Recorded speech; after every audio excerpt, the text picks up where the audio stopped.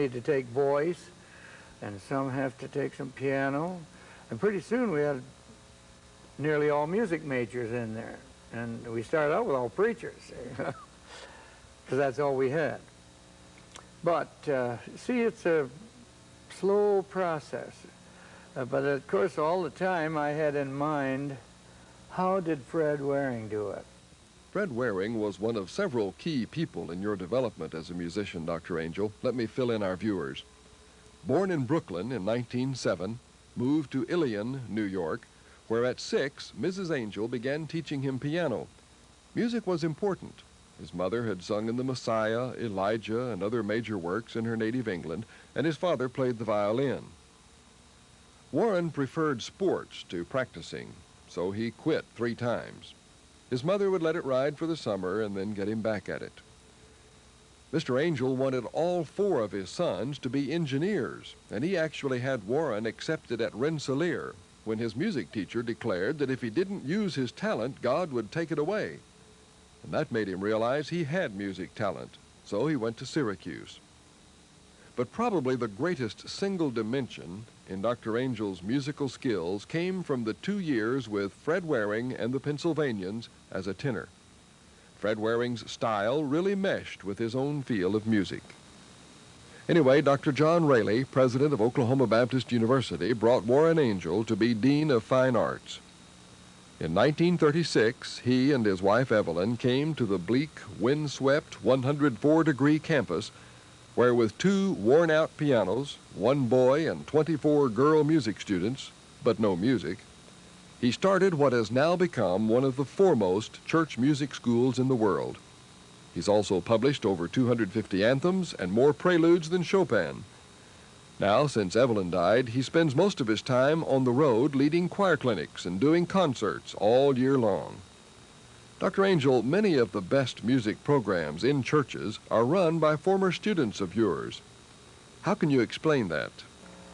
Well, a lot of it was luck. I knew one thing, that I was going to try to develop a music department that had musicianship, and that I thought I knew how to help some of the fellows that didn't have much background, how to get enough musicianship so that you could direct a choir and analyze the music and then move it up where it was expressive.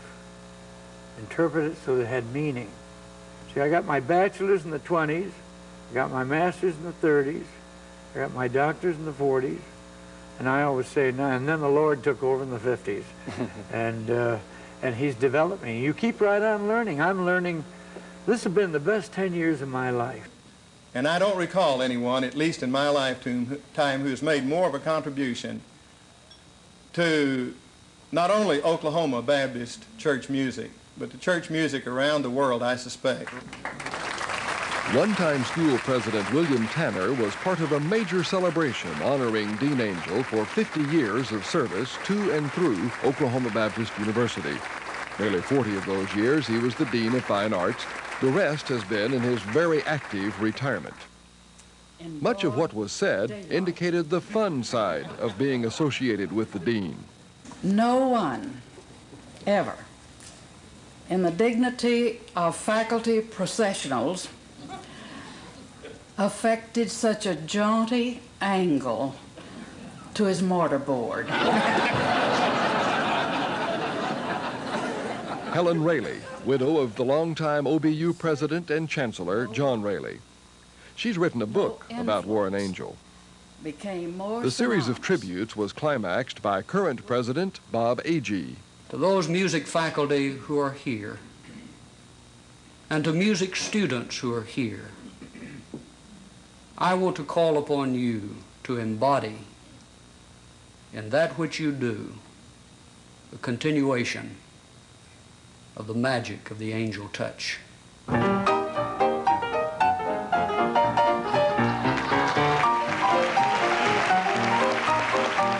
The celebration concluded with hundreds of Angell's former students coming together not only to hear him do his thing on the piano, but to join their former dean for impromptu performances.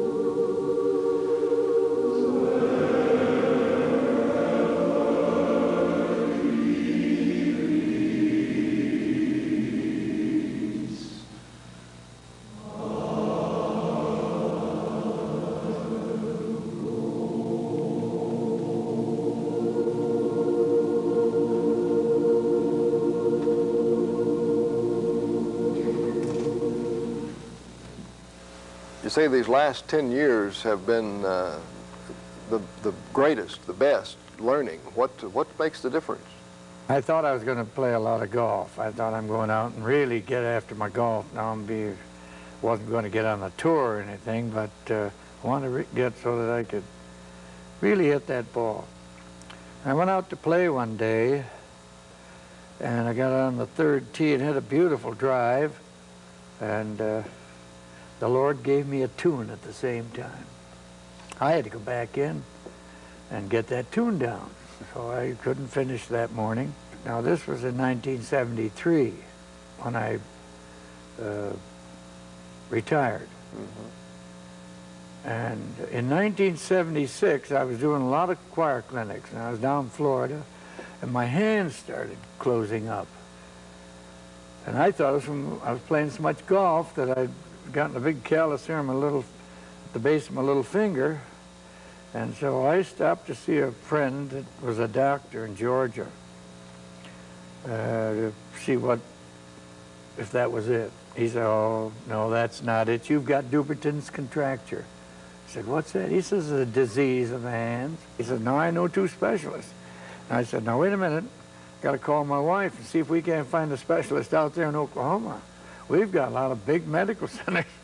And so I called her, and she found a fine doctor in Oklahoma City, Dr. Stephen Takash, and a marvelous man. Well, the night before the operation, I remember the words that he said. He said, "Now I can, see there are false tendons on this side of your hand that are pulling the fingers together." And he has to cut the hand. That's what he said. "I can cut your hands and pull all those strings out and everything, but only God can heal your hands. So you better pray." Well, I was glad. I told him I was very glad that I had found a Christian doctor. I mean, one that believed in God. And so that night, when after I went to bed, about the middle of the night, 2 o'clock, I think, I woke up suddenly. This was on my mind, and I cried out to the Lord. I said, "Give me my hands back. Save me. And save my hands. And I'll do anything. I'll play for you again. Anytime you ask me." You know how you're desperate. And then it seemed like everything was all right. And I went back to sleep. And the next day, the operation. Well, you have to have your hands up in the stocks for 3 days. After the operation, they push your hands right into this mold, which will keep the fingers back there while they're healing. And that's how I did. So at the end of 3 days, I knew I was going to play again, and I thought, why did I promise the Lord that? I don't play in the church. I never have. And I mean, except the organ. I played the organ. But how do you play the piano? Here I'm doing clinics. So the Lord even gave me that picture. I don't know when it was, but he gave me the picture again when I was first studying with my mother. And she gave me those lessons. When she didn't think I was around, she played Abide With Me. And I said, "Oh, I'll take that tune and I'll write a set of variations on it. And that's the way I'll start." So I did. Then I worked out another one. The second one I worked out was In the Garden. And the third one I thought, I want to do one on How Great Thou Art. He gave me my hands back, and here I am playing. So I worked one out on How Great Thou Art. And that's all I needed, see? Because I could go from one to the other in a bigger church, just go from one to the other and play about 3. And of course, I usually had a little introduction and an ending, And so that took care of it. And for 4 years, I played those 3 tunes before I began to expand. And now at almost 80 years old, how many of these are you doing each year? Well, this year's suddenly, because I made 2 tapes, everybody wants them, and then the churches have just sprouted up wanting me to play because I have about 64 or 5 numbers after I made the 2 tapes. I have about 100, more than 100 now. But I did 73 concerts this year. And this is retirement? And this is retirement, yeah. Oh, I'm having a great time. Yeah, wonderful time. this is the best 10 years of my life because I'm happy. I'm doing actually what I wanted to do when I was 20 and 30. The Lord, I think, has opened up my mind. I can memorize quicker. I can see more things. I can see better how to do things because I'm more relaxed and my ego is a little better. But I rely on God to help my ego. I ask him to sit right on the bench when I'm starting to compose. I say, now, help me, influence my mind. What do you want? And let me do what you want, not what I know I can do to satisfy me or the publisher.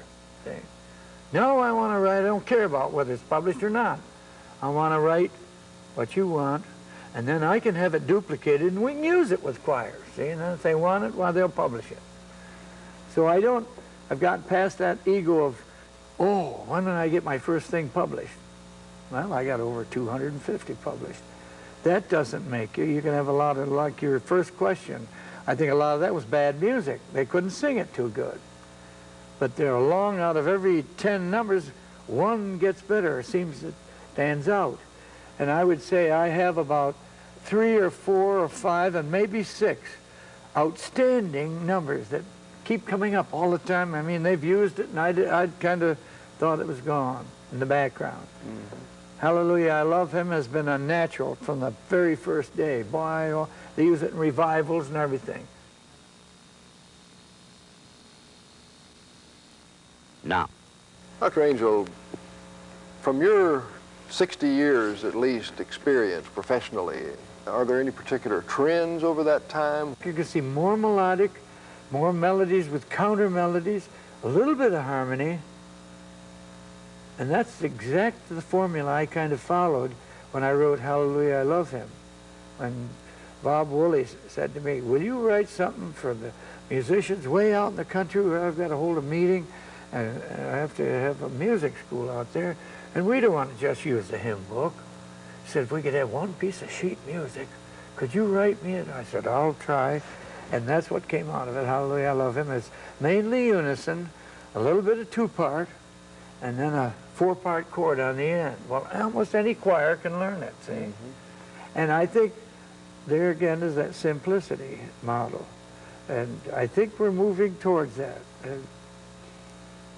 And you know, the Lord gave me that too. And I started out to go to Amarillo one day and had the text in my pocket, and I'd read it over and going along down there. But you have to keep the radio off. Can't listen to the radio. And I got out to the El Reno entrance out here, which is about 40 miles west of Oklahoma City, and the first part came. Ta-pa-pa-pum, ta-da-ta-da-ta-dee. So I got off the road and wrote that down. Then I got back on the road and went about 100 miles, got out to about, where is it, Clinton? So near the end out there, just before you cross the line. And the second part came. So I went into the Holiday Inn. I saw it there, the Ramada Inn. One of those were pretty close to the road, so I went and had a cup of coffee and wrote the second part down. I got back on the road here. I was supposed to be out at Amarillo that night by 6 o'clock, but I got out in the middle of Texas, and the third part came. And you see the words that I was using, I love him, I love him. Hallelujah, I love him. Well, hallelujah wasn't in there. And I was thinking, how am I going to get that to put in there? There's no way to get that in. Suddenly, hallelujah came into my mind, and it fit. I said, that's it. And I got off.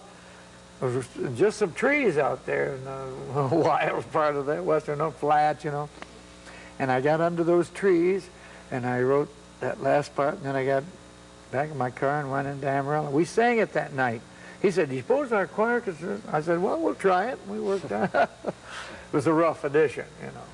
But that tells you something. And it took right off. It took off. She sold many copies the first 6 months. The Lord's helped me to see some of these things, and I can get in on, even at this time. Sometimes, you know, you can get in the beginning of a movement, and it bypasses you. But I was here when B.B. McKinney started. We had him at OBU, then he had me at Ridgecrest, then we tied up and started doing things together, and this is the way the movement grew. I've gotten away from showy business because I don't think the Lord wants that. His wants the simplicity. beauty comes through simplicity. Does that apply generally in church music, do you Yes, think? I think so. We got too much show business Too in the much church show music? business. We shouldn't entertain. Now, we can do it in some phases of the church music program. You can do it more at night, I think, in the evening service or others, but not the morning service. I think that we ought to keep that reserved for pure worship. Make it as pure as we can. Get it so that we feel that it's going to be, the Lord's going to say, I approve of that. I like that. And you know, the more you reach toward that, the more you feel inside of you that you are attaining a purity that you couldn't get just satisfying yourself. Or reaching temporary goals like, I got to get this published, or this will sell more copies, or this will please the publisher, or this will please a lot of people. Your better numbers, I've found, do fit the category of simplicity, and it fits the need. So we've got to write more melodic, and this is where Gaither comes in. I think he does a good job on those beautiful melodies. I use his little song, Something Beautiful, to start my program. I don't say a word, just walk out after they introduce me, and I, something beautiful. Right away it sets the tone for what I want. And then I may stop and say a few words about beautiful. In fact, I've written, when I end my program now with this little piece that's super simple, and it's in minor, like the modes of the Greeks, you see, and it reaches your heart. And you know, I played it last night in Tulsa, and there was a music teacher sat on the front row, and she cried. It was so beautiful. She says, that's so beautiful. Yet nobody knew any words to it. It's pure music, see? Now, I think that's, when you can reach that, I think you're getting some of the things that I was reaching for back there. How do you reach and get that that feeling, that worship into the music? And that's what we're looking for. Dr. Angell, thank you so much for spending this time with us on Profiles. Pleasure. And thank you for being with us on Profiles, and be sure to join us again next time.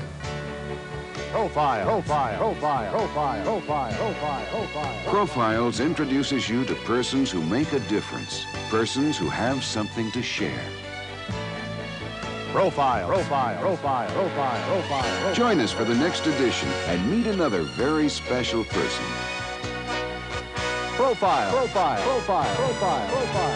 A production of the Southern Baptist Radio and Television Commission.